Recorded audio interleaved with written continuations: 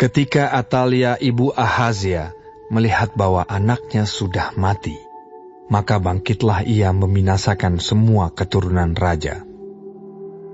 Tetapi Yoseba, anak perempuan Raja Yoram, saudara perempuan Ahazia, mengambil Yoas bin Ahazia, menculik dia dari tengah-tengah anak-anak raja yang hendak dibunuh itu, memasukkan dia dengan inang penyusunya ke dalam gudang tempat tidur, dan menyembunyikan dia terhadap Atalia, sehingga dia tidak dibunuh. Maka tinggallah dia 6 tahun lamanya bersama-sama perempuan itu dengan bersembunyi di rumah Tuhan, sementara Atalia memerintah negeri. Dalam tahun yang ke-7, Yoyada mengundang para kepala pasukan 100 dari orang Kari dan dari pasukan bentara penunggu. Disuruhnyalah mereka datang kepadanya di rumah Tuhan. Lalu diikatnya perjanjian dengan mereka, dengan menyuruh mereka bersumpah di rumah Tuhan. Kemudian diperlihatkannyalah anak raja itu kepada mereka. Sesudah itu ia memerintahkan kepada mereka, "Inilah yang harus kamu lakukan. Sepertiga dari kamu, yakni yang selesai bertugas pada hari Sabat di sini, tetapi mengawal di istana raja. Sepertiga lagi ada di pintu gerbang sur, dan sepertiga pula di pintu gerbang, di belakang para bentara penunggu, haruslah mengawal di istana. Dan kedua regu daripada kamu, yakni semua orang yang bertugas di sini pada hari Sabat dan mengawal di rumah Tuhan, haruslah mengelilingi raja dari segala penjuru, masing-masing dengan senjatanya di tangannya, dan siapa yang mendatangi barisan haruslah mati dibunuh. Dan baiklah kamu menyertai raja setiap kali ia keluar atau masuk."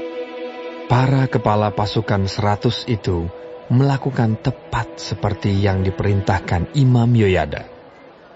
Masing-masing mengambil orang-orangnya yang selesai bertugas pada hari Sabat bersama-sama dengan orang-orang yang masuk bertugas pada hari itu.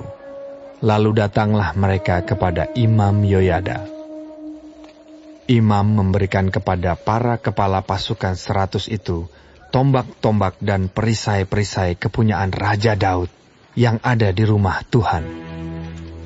Kemudian para bentara itu, masing-masing dengan senjatanya di tangannya, mengambil tempatnya di lambung kanan sampai ke lambung kiri rumah itu, dengan mengelilingi mesbah dan rumah itu untuk melindungi raja. Sesudah itu Yoyada membawa anak raja itu keluar, mengenakan jejamang kepadanya, dan memberikan hukum Allah kepadanya. Mereka menobatkan dia menjadi raja serta mengurapinya. Dan sambil bertepuk tangan, berserulah mereka.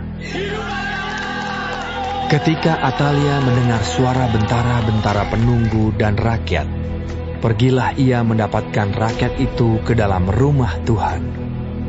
Lalu dilihatnyalah raja berdiri dekat tiang menurut kebiasaan, sedang para pemimpin dengan para pemegang nafiri ada dekat raja.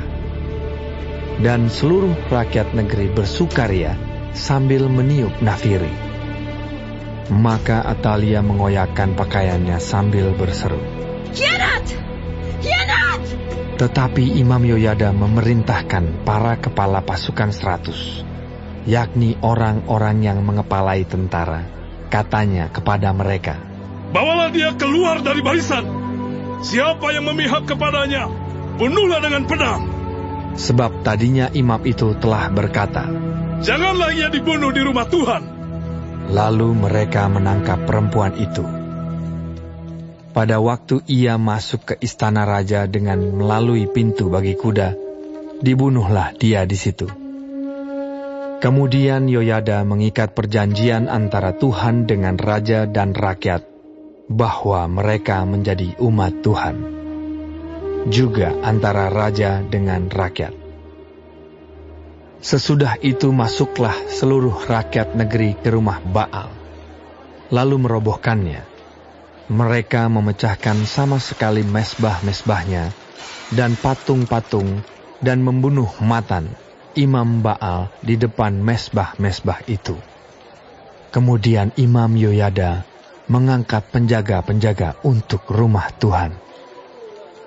Sesudah itu, ia mengajak para kepala pasukan 100 orang-orang kari dan para bentara penunggu dan seluruh rakyat negeri. Lalu mereka membawa raja turun dari rumah Tuhan. Mereka masuk ke istana raja melalui pintu gerbang para bentara. Kemudian duduklah raja di atas tahta kerajaan. Bersukarialah seluruh rakyat negeri dan amanlah kota itu. Setelah Atalia mati dibunuh dengan pedang di istana raja.